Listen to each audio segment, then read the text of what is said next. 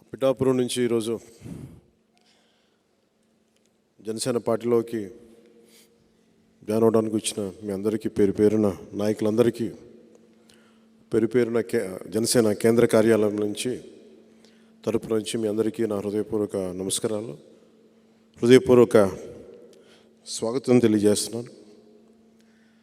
పిఠాపురం నాకు చాలా ప్రత్యేకమైన నియోజకవర్గం. నాకు అంటే పాలిటిక్స్ సంబంధించి కంటే కూడా నేను అక్కడ శ్రీవల్లభుడి భక్తుడిని, నేను అమ్మవారి భక్తుడిని.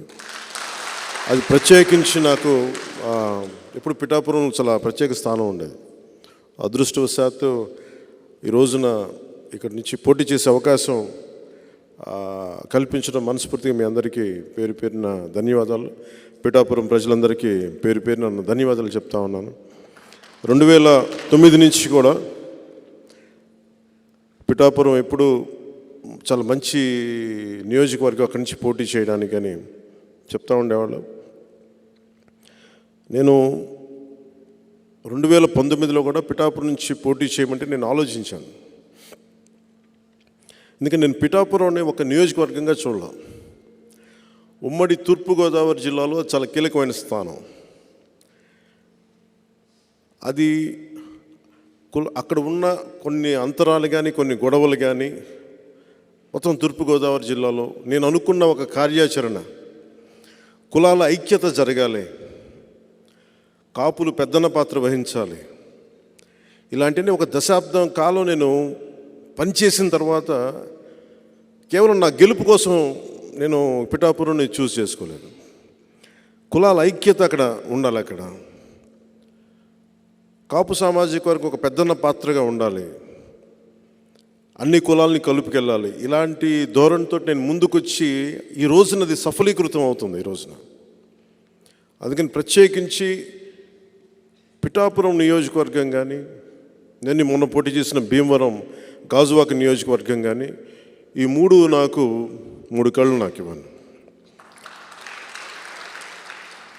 మనం భీమవరం నుంచి కూడా పోటీ చేద్దాం అని అనుకున్న సమయంలో కూడా నేను రాష్ట్రం అంతా తిరగలను, దేశమంతా అవసరమైతే తెలంగాణ మిగతా రాష్ట్రాల్లో కూడా పర్యటించే పరిస్థితులు ఉన్నాయి. నా గెలుపు కోసం నా ఆలోచించకుండా నేను రాష్ట్రం కోసం పనిచేస్తుంటే నన్ను గెలిపించే నియోజకవర్గం ఉండాలి, నేను ఆలోచించకూడదు అని అనుకుంటా ఉంటే అది నాకు పిఠాపురం నుంచి ప్రతి ఒక్కరు వచ్చి నీకు పిఠాపురం నుంచి నీ గెలుపుకి నువ్వు ఆలోచించగలదు, మేము చూసుకుంటాం, నేను అసెంబ్లీలోకి పంపించే బాధ్యత మాది, అసెంబ్లీలోకి పంపించే బాధ్యత మాది. నువ్వు మటుకు రాష్ట్రం అంతా చూడని ఎవరు నాకు నోటితో చెప్పలా, ఆ భావన నా గుండెకి తాకింది. భవిష్యత్తులో అన్నీ కుదిరినప్పుడు, పరిస్థితులన్నీ సానుకూలంగా ఉన్నప్పుడు, ఆ రోజు మీటింగ్లో ఏం చెప్పానో అది జరిగితే తల్లి తండ్రి మన శ్రీవల్లభుడి కటాక్షంగా చూద్దాం. కానీ నేను ఒకటే అనుకున్నా, పిఠాపురం అందరూ వచ్చి వెళ్ళిపోయి దాన్ని వాడుకునే నియోజకవర్గం కాకుండా, నేను ముందు నుంచి చెప్తా ఉన్నాను ప్రతి చోట, అది నేను నా స్వస్థలం చేసుకుంటాను. అది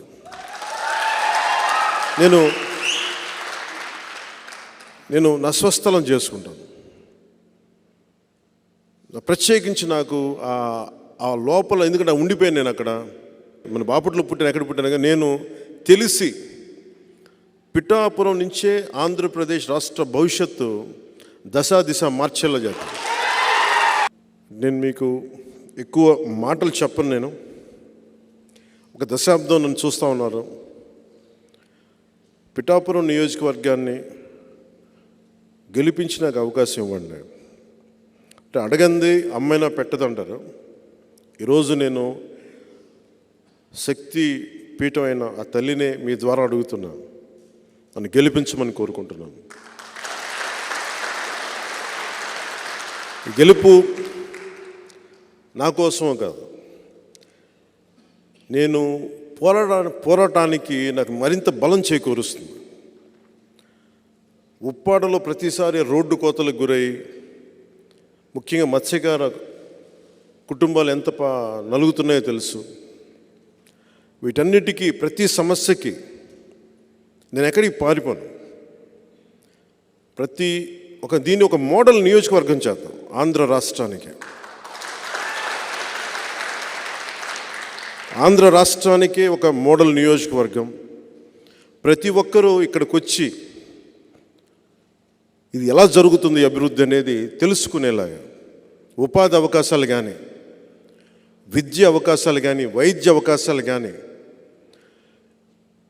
నిజంగా ఒక అభివృద్ధి ఎలా ఉంటుందో ఒక ఎమ్మెల్యే నిజంగా తలుచుకుంటే అభివృద్ధి అనేది ఎలా ఉంటుందో నేను మీకు చేసి చూపిస్తాను.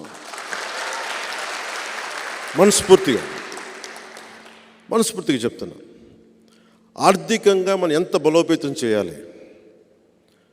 ఎక్కడ మహారాష్ట్ర నుంచి వచ్చి అక్కడ రైల్వే లైన్ అక్కడ ఇబ్బంది అవుతుంది, మహారాష్ట్ర నుంచి వచ్చే భక్తులకి దానివల్ల ఆదాయం ఎలా పెరగాలి, వీటన్నిటి మీద నాకు చాలా సమగ్రమైన అవగాహన ఉంది.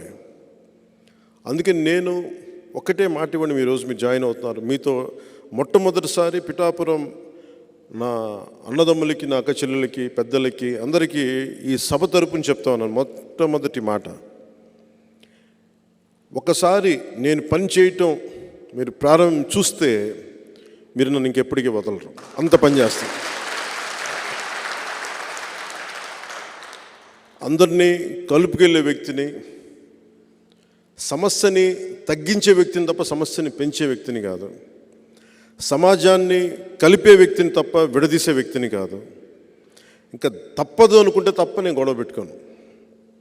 ఇలాంటి పరిస్థితుల్లో మీ అందరి సహకారాలు, దీవెనలు ప్రతి ఒక్కరికి కావాలి నాకు. ముఖ్యంగా నేను పోయినసారి వచ్చినప్పుడు నోటాకి చాలామంది వేసామని చెప్పారు. ఆ రోజున ఆ నోటాకి వేసిన ఓట్లు కూడా ఈసారి జనసేనకే పడాలి. ఎందుకంటే నోటా చాలా కోపం తెస్తారు ఓటు.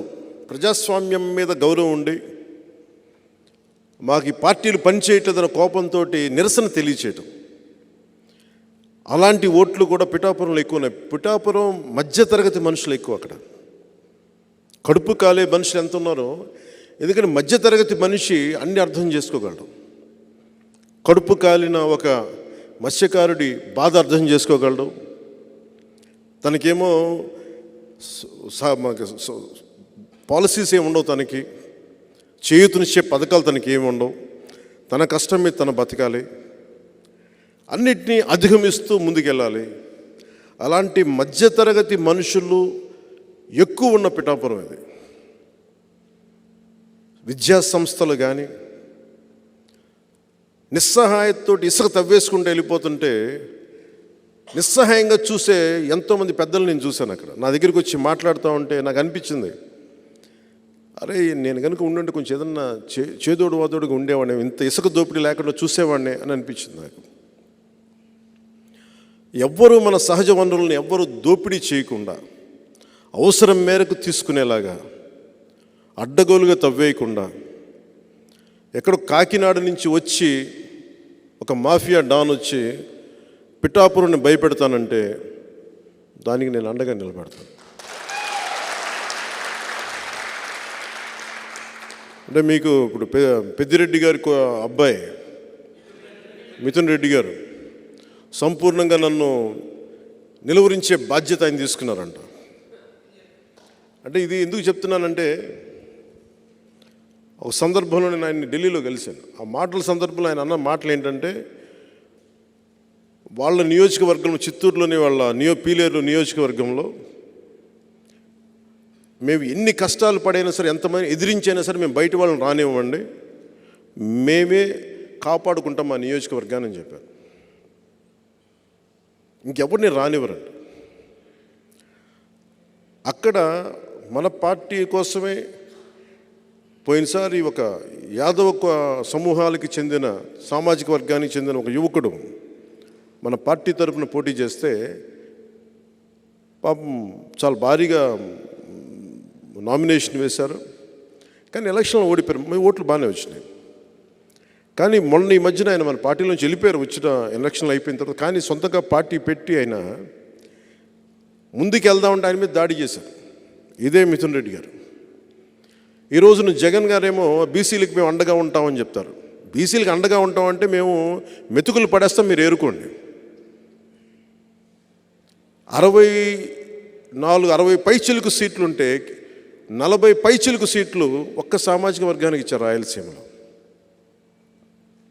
వీళ్ళు కూర్చోబెట్టి బీసీ అండగా ఉంటామని చెప్తారు, వీళ్ళు క్లాస్ వారి గురించి మాట్లాడతారు. నాకు జగన్ రెడ్డి గారి మీద కానీ మిథున్ రెడ్డి గారి మీద నాకు వ్యక్తిగతంగా నాకు కోపాలు లేవు వీళ్ళ మీద. ఇంకెవరు రాజకీయాల్లోకి రాకూడదు.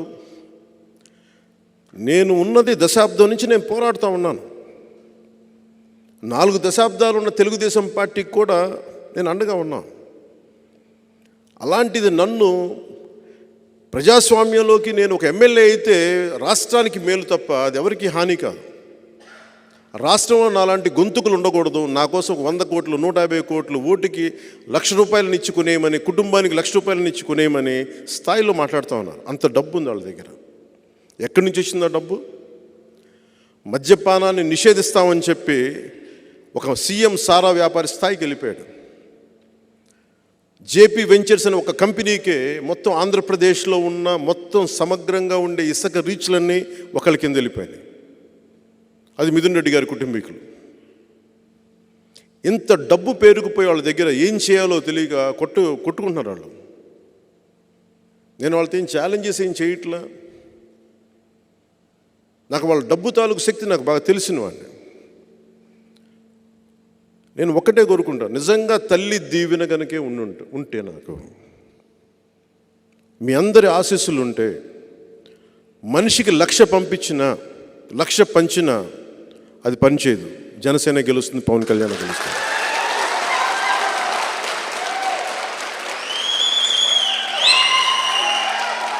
అలాగే వంగ గీత గారిని కూడా మీరు తెలుసో మీ అందరికీ తెలిసి ఉండొచ్చు. 2009లో మన ద్వారానే రాజకీయాల్లోకి వచ్చారు. సోదరి సమానురాలు ఆవిడ. కానీ దురదృష్టం ఆవిడ నాకు ఎదురుగా ఉండటం. సో దురదృష్టవశాత్తు ఆవిడ ఉన్నారు. భవిష్యత్తులో ఆవిడ వైసీపీని వీడి జనసేనలోకి రావాలని నేను మనస్ఫూర్తిగా కోరుకుంటున్నాను.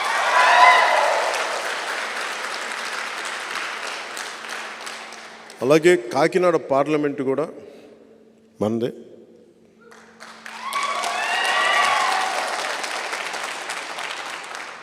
ఎందుకు కాకినాడ పిఠాపురం చాలా కీలకమైనవి భారతదేశానికి అంటే,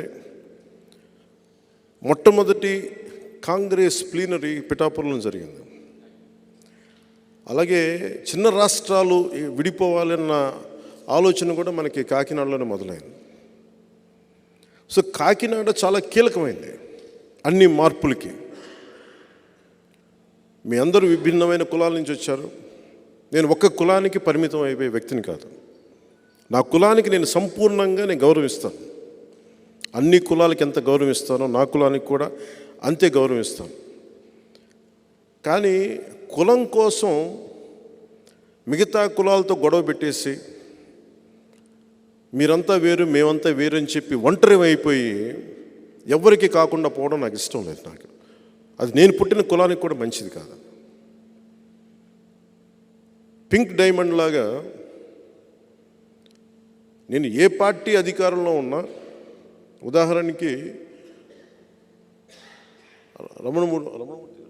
రమణ దీక్షితులు గారు టీటీడీ ప్రధాన అర్చకులు 2018-19లో ఆయన స్వయంగా నాకు ఒక మెసేజ్ పంపించారు. ఇక్కడ శ్రీవారి పింక్ డైమండ్ మిస్ అయిపోయింది, ఇక్కడ మీరు మాట్లాడండి అని.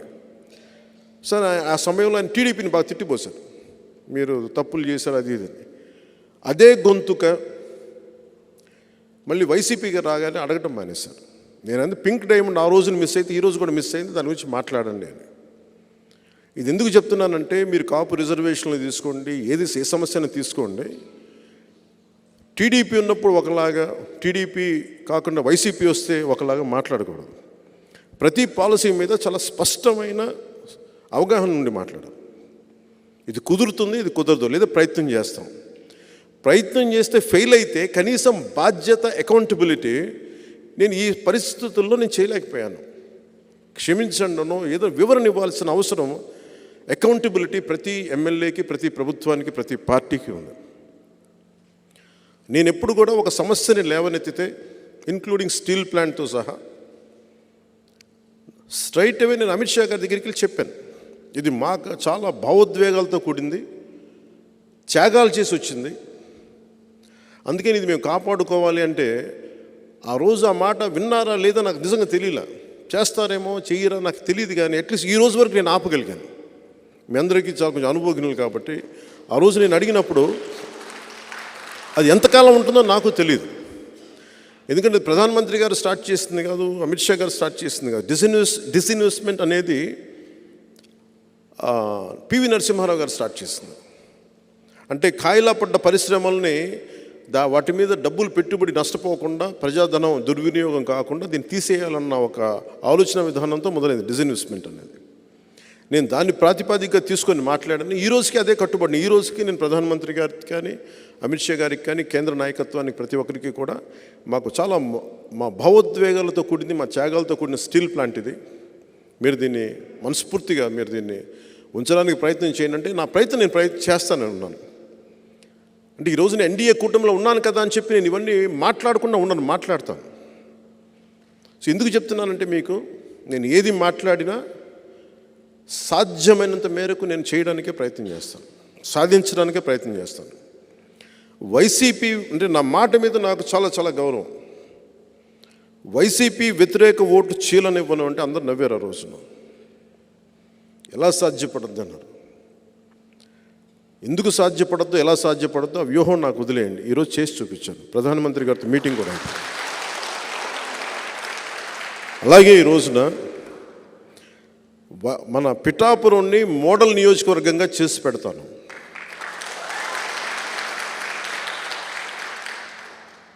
భారతదేశంలో ఎవరైనా సరే ఒక అద్భుతమైన నియోజకవర్గం ఉంది అక్కడ. అలాగే చాలా ఏదైతే నా మనసులో ఒక రాష్ట్రాన్ని ఇలా తీసుకురావాలని ఒక ఆకాంక్ష అయితే ఉందో నాకు, ఆ మోడల్ నేను పిఠాపురానికి సంపూర్ణంగా తీసుకొచ్చేస్తాను. అలాగే నా అభిమాన బలం చాలా ఎక్కువ. ఒక రాష్ట్రానికి, ఒక దేశానికి పనిచేసేంత అభిమాన బలం ఉంది నా దగ్గర. ఆ అభిమాన బలాన్ని అంతా నేను తీసుకొచ్చి పిఠాపురంలో కూర్చోబెట్టేస్తాను.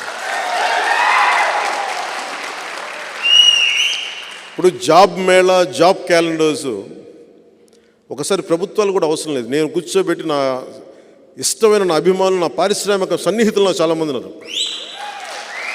నా పారిశ్రామికవేత్తలను తీసుకొచ్చి ఇక్కడ మా వాళ్ళకి ఉద్యోగాలు ఇవ్వాలంటే జాబ్ మేళా పెట్టి ఇచ్చేస్తాను. పోనీ వారికి తగ్గ స్కిల్స్ లేవు, మాకు స్కిల్ డెవలప్మెంట్ కావాలంటే నేను ఒక 5 నెలలు నేను నా ట్రస్ట్ తరపున నేను డెవలప్ చేస్తున్నాను స్కిల్ డెవలప్మెంట్ సెంటర్. నేను ప్రభుత్వం నిధులకు కూడా నేను ఆలోచించను. నేను ఏమంటుందని మొత్తం భూగోళం అంతా కదిలించినా సరే డబ్బు పట్టుకొచ్చి డెవలప్ చేస్తాను. పిఠాపురంలో రైతుని కన్నీరు పెట్టనివ్వను. సెరికల్చర్ రైతు కోరుకుంది ఒకటే. ఆ రోజున నేను వచ్చినప్పుడు సెరికల్చర్ రైతు కోరుకుంది మాకు ఇక్కడ పట్టు మార్కెట్ కావాలని. అది నేను చేసి పెడతాను,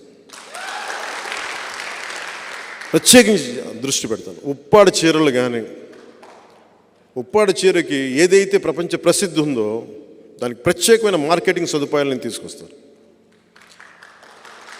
అలాగే విదేశాలకి వెళ్ళాలి అంటే మనం ఎంతమంది అడిగారంటే నన్ను ఈ మధ్యన మీ పేర్లుంటే ఇవ్వండి సార్, మేము విదేశాలు తీసుకెళ్తాం. నా అభిమానులు ఎక్కడి నుంచి, ఎన్ఆర్ఐ రకరకాల దేశాల నుంచి, మీరు పేర్లు ఇవ్వండి సార్, మేము తీసుకెళ్తాం, పేర్లు ఇవ్వండి సార్ తీసుకెళ్తాం అంటే నేను ఒకటే కోరుకున్నా. నేను ఎమ్మెల్యేగా గెలిచి బయట నియోజకవర్గానికి ముందు నా బాధ్యత అవి చేసి పెడతాను, తర్వాత అన్ని నియోజకవర్గాలను చేసి పెడతాను. అంటే నా ద్వారా ఏం జరుగుతుందో చెప్తాను. ఎంతమంది అప్పుడు ఆ మూల కూర్చున్న ప్రతి ఒక్కరు కూడా మొత్తం అందరూ వాలంటీర్స్, ఎవరు డబ్బులు తీసుకొని పనిచేసేవాళ్ళు కదా, వాళ్ళు ఎవరు కూడా స్వచ్ఛందంగా మాకేదో ఒక తపన, అందరికీ నలిగి ఏదో తపస్సు, ఒక తపనతో వచ్చారు అందరూ. సో నాకు ఎంత బలమైన అవకాశం, నాకు పిఠాపురంలో పోటీ చేసే అవకాశం కల్పించినందుకు, మీరందరూ జాయిన్ అయ్యి తద్వారా నాకు నన్ను మరింత బలోపేతం చేస్తున్నందుకు మనస్ఫూర్తిగా మీ అందరికీ పేరు పేరున ధన్యవాదాలు. సో ఇందాక నేను చెప్తున్నట్టుగా నేను 2 నిర్ణయించుకున్నాను. కేంద్ర నాయకత్వం అడిగితే కేంద్ర నాయకత్వం 2 అడిగారు నన్ను, నువ్వు ఎమ్మెల్యేగాను పోటీ చేయాలి, ఎంపీగాను పోటీ చేయాలని. నాకైతే ఎమ్మెల్యేగానే చేయాలని ఉంది. రాష్ట్రానికి ముందు పనిచేసి తర్వాత దేశం కోసం ఆలోచిస్తాను. కానీ ఎంపీ జనసేనదే.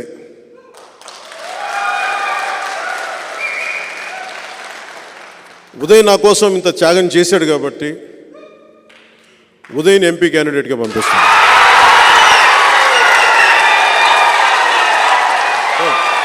పల్ల పల్ల పల్ల పల్ల పల్ల పల్ల పల్ల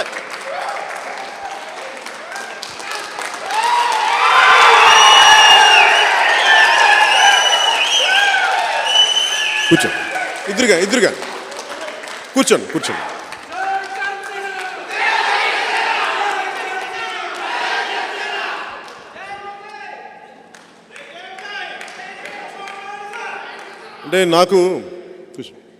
అంటే నాతోటి నన్ను వద్దనుకొని వెళ్ళిపోయిన వాళ్ళు తప్ప నేను ఎవరిని వద్దనుకోలేదు జీవితంలో ఇప్పుడు దాకా. ఒకసారి నా స్నేహం, నా ప్రేమ చూసిన తర్వాత నన్ను ఎవరికి వదలబోతే మా మహేందర్ రెడ్డి గారు మన జనసేన పార్టీ వైస్ ప్రెసిడెంట్. నేను పిఆర్పి నుంచి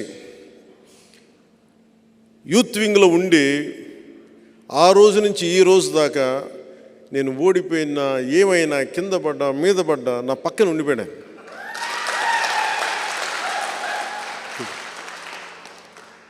ఆయన ఎందుకు చెప్తున్నానంటే నేను భావజాలం మాట్లాడను, సాధిస్తాను దాన్ని సాధనలో పెడతాను దాన్ని.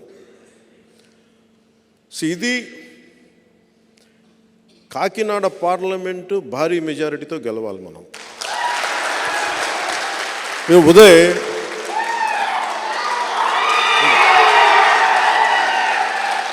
అంటే యాక్చువల్లీ చెప్పాలనుకోలే, అంటే ఉదయ్ లేదు మావాడు నాకు ఎసరు పెట్టవు కదా భవిష్యత్తులో సరదాగా లేదు. నాకు ఒక బ్రదర్ లాంటి తను, తమ్ముడు లాంటి నాకు. అందుకనే కదా పవన్ కళ్యాణ్ అయ్యాడు. ఏలే ఇది ఎందుకు చెప్తున్నానంటే ఆయన మాట్లాడితే కూర్చొని పాపం వైసీపీ తరపున ఎంపీ ఆయన కూడా నాకు బాగా తెలుసు. సునీల్ గారు వంగా గీత గారు వీళ్ళందరూ మన ద్వారా వచ్చిన వాళ్ళే కదా వీళ్ళందరూ. కాకపోతే ఈరోజు నాకు నిజంగా మొన్న పెళ్ళికి కూడా కనిపించారు ఆయన ఎక్కడో మా నాగబాబు గారి ఇటలీలో పెళ్ళికి జరిగితే. అఫ్కోర్స్ ఆయనకి నా డ్రెస్ నచ్చలేదంట, నువ్వేంటి ట్రెడిషనల్ బట్టలు వేసుకోలేదని. నేను సినిమాలు వేసుకోవడానికి ఇబ్బంది పడుతున్నాను, నాకేదో మామూలు చొక్కా ప్యాంట్ నా ఇలా రమ్మంటే. నిజంగా ఆయన చాలా తప్పు పార్టీని ఎంచుకున్నారు. మంచివాడే కానీ తప్పు పార్టీని ఎంచుకున్నాడు ఆయన, లేదా సరైన సమయంలో ఆ పార్టీని ఎంచుకోలేదు. ఈ రోజున వైసీపీ ఎందుకు సుస్థిరత ఇవ్వలేదంటే వైసీపీ వాళ్ళకి మనసులో లేదు. వాళ్ళకి నిజంగా సుస్థిరత ఇద్దాం అనుకున్నాడు. మీరందరూ చాలామంది వైసీపీ నుంచి కూడా వచ్చారు. ఇప్పుడు నేను నా క్యాడర్ని నేను రక్షించుకుంటాను, నేను వదలను నా క్యాడర్ని. మా కొట్టే స్థాయిని శ్రీకాళహస్తిలో ఒక చెంపదెబ్బ పడితే నేను మొత్తం ఢిల్లీకి వెళ్తున్నాను ఆపేసి అటు శ్రీకాళహస్తిలో దిగి నేను అంత కాపాడుకుంటాను. మీ మీద ఒక దెబ్బ పడితే, ఒక కేసు పడితే నేను ఉంటాను మీకోసం. మన కాకినాడ అది పదవీ విరమణ చేసిన ఉద్యోగస్తుల తాలూకు స్వర్గం అంటారు దాన్ని, పెన్షనర్ల స్వర్గం అంటారు, పెన్షనర్స్ ప్యారడైజ్. అలాంటిది ఎందుకంటే మా పెద్దనాన్న, నేను ఎప్పుడు చిన్నప్పుడు ఇప్పుడు రాలేదు కానీ కాకినాడకి, మా పెద్దనాన్న అక్కడే పోస్ట్ మాస్టర్గా పనిచేశాను కాకినాడలో. అలాగే మా వాళ్ళు అందరూ మా బంధువులంతా కోనసీమలో ఉంటారు, మా పెద్దనాన్న పిల్లలంతా. నేను ఎప్పుడు నా మాట పెన్షనర్స్ ప్యారడైజ్ ఉండిపోయింది చిన్నప్పటి నుంచి.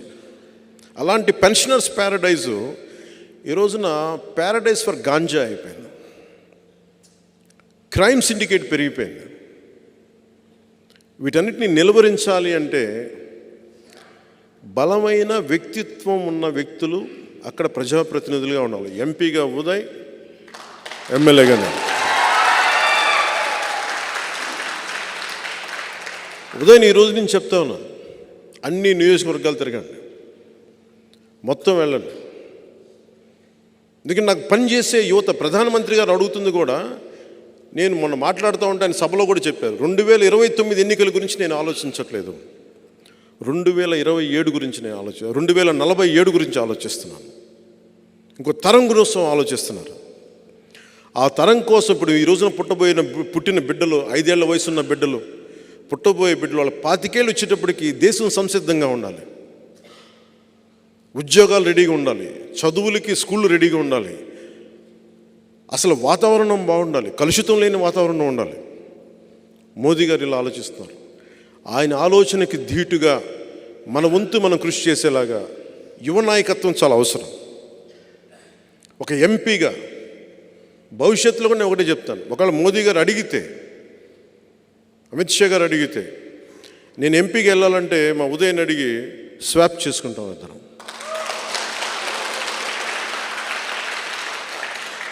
ఈ రోజున మీకు అందరికీ ఇది మాట ఇస్తున్నాను, పిఠాపురం ఎమ్మెల్యేగా నేను పోటీ చేస్తున్నాను, కాకినాడ ఎంపీగా ఉదయ్ గారు పోటీ చేయబోతున్నారు.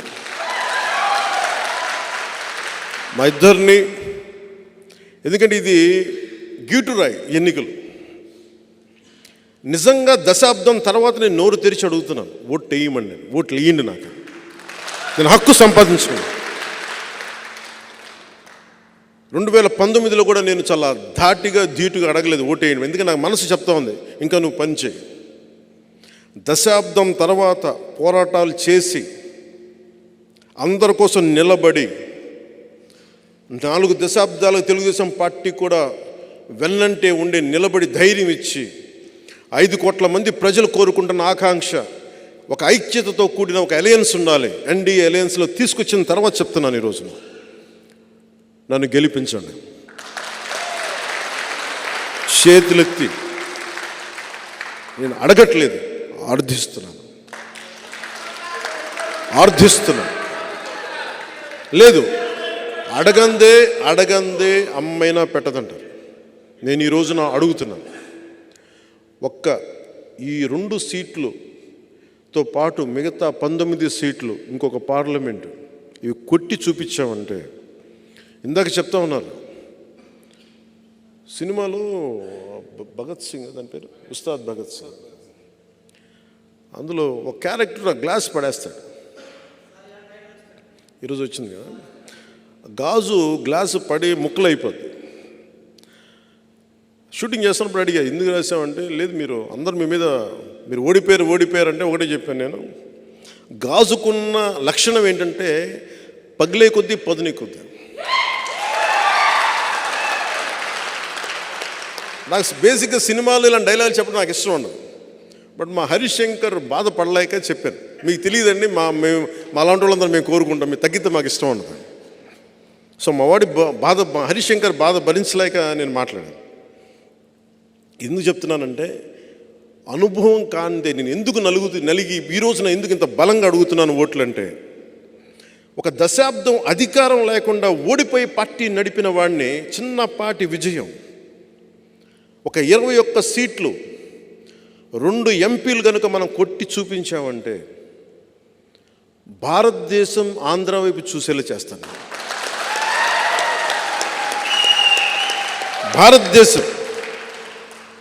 భారతదేశానికి నేను తలమానికం అయ్యేలాగా ఈ 2 సీట్లతో నేను చేయగలను, అంత నిలబడతాను.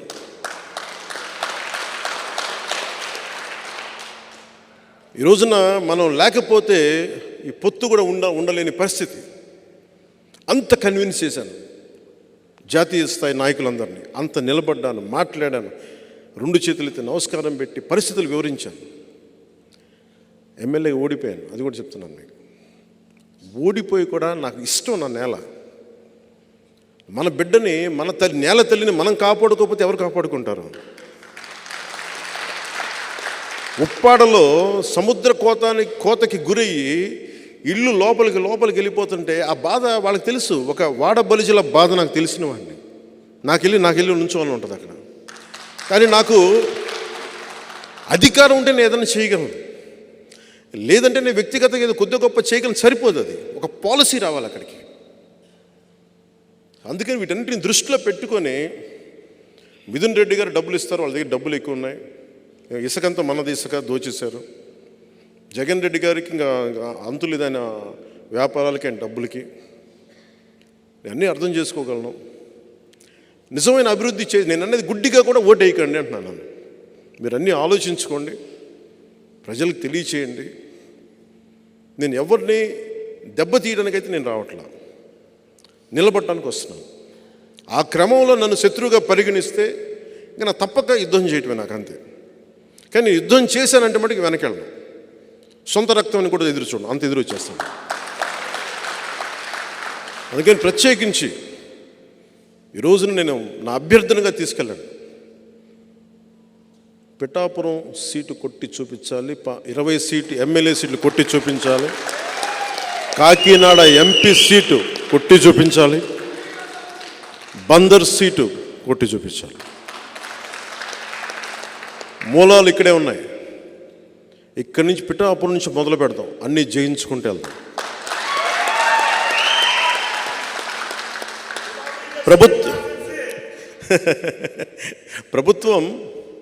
ప్రభుత్వంలో మనం భాగస్వామ్యం తీసుకుంటున్నాం.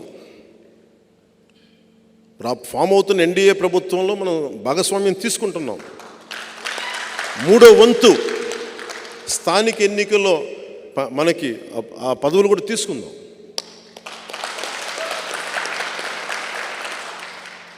నేను 10 మంది బాగుపడాలని కోరుకునేవాడిని. ఆ స్థానికంగా ఉండే కాంట్రాక్టులు కానీ అన్నీ కూడా నిజంగా కష్టపడే వాళ్ళకి వెళ్ళాలని నేను కోరుకుంటాను. ఆ వంతు నేను కృషి చేస్తాను. పార్టీ కోసం పనిచేసిన వాళ్ళకి నిజంగా వెళ్ళాలి. స్థానికంగా ఉండే వ్యాపారస్తులకు కానీ లీడర్స్కి కానీ ఖచ్చితంగా దాన్ని దృష్టిలో పెట్టుకొని నేను చేస్తాను. సో మనస్ఫూర్తిగా మీ అందరికీ పేరు పేరున మీ అందరికీ ధన్యవాదాలు తెలుపుకుంటూ, ఉదయం ఒకటే అడుగుతున్నా, ఈ రోజున ఎంపీగా నువ్వు గెలిచి చూపించాలి. నువ్వు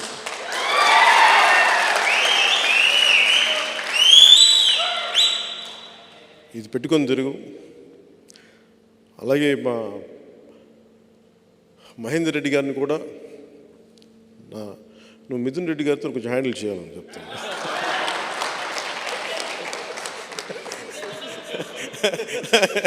సరదా చెప్పు, మనందరం ఒకటే అని చెప్పు. మన కులాలు లేవు, మనందరం ఒకటే మనుషులం. మనం జాషువా విశ్వనరులం. మనం కులాలని అన్నిటినీ దాటి మనం పనిచేస్తాం. మనం మతాలని ప్రాంతాలని దాటి దేశ అభివృద్ధి, సమాజ అభివృద్ధి, మన పిఠాపురం అభివృద్ధి, వీటన్ని దృష్టిలో నేను వెళ్తాను. మనస్ఫూర్తిగా మీ అందరికీ పేరు పేరున ధన్యవాదాలు తెలుపుకుంటూ, నాకు ఈరోజు అనిపిస్తూ ఉంది ఇంకా నేను పిఠాపురం ఎమ్మెల్యేగా ప్రమాణ స్వీకారం చేయలేదు. నాకు అది తెలుస్తుంది. మన దృష్టి వరకు ఎన్నికలు అయిపోయినాయి. ఓన్లీ థింగ్ ఈజ్ మనం ఓటు వేయడం మిగిలింది. ఒకటే గుర్తుపెట్టుకోండి, గెలవడాలు కాదు, 1,00,000 మెజారిటీ అని చెప్పండి. 1,00,000 మెజారిటీ, 1,00,000 మెజారిటీ. కాకినాడ పార్లమెంటు దద్దరిల్లిపోవాలి. జై జనసేన, జై హింద్.